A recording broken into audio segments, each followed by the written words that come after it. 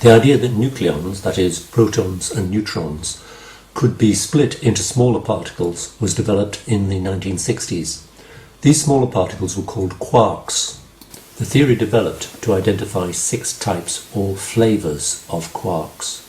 These were rather weirdly but memorably named as up and down, charm and strange, top and bottom.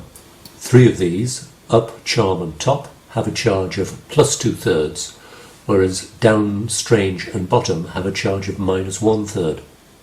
Only 2 of the quarks are stable, and they make up all normal matter, that is, protons and neutrons. Hadrons are particles which are made up from quarks. Of these, baryons comprise 3 quarks and mesons 2. The group of particles called baryons, of which protons and neutrons are the most significant members, are composed of 3 quarks. The proton, 1 down and 2 up quarks, and the neutron, 2 down and 1 up quark.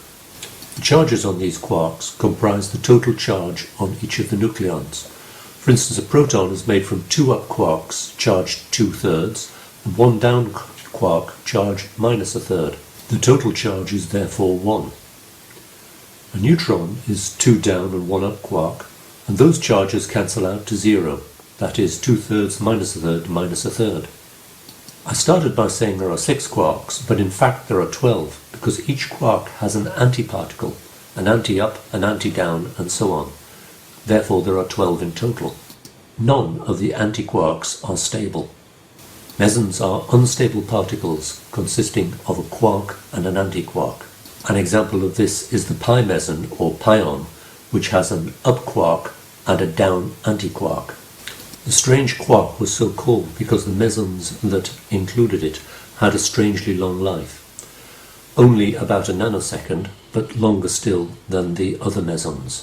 For the last of our examples, this particle, the negative kaon, consists of a strange quark and an anti-up quark. So far as we're concerned, the most important lepton is the electron, but there are 2 others, the mu and the tau. Or, if we count the associated neutrinos, there are 6 leptons.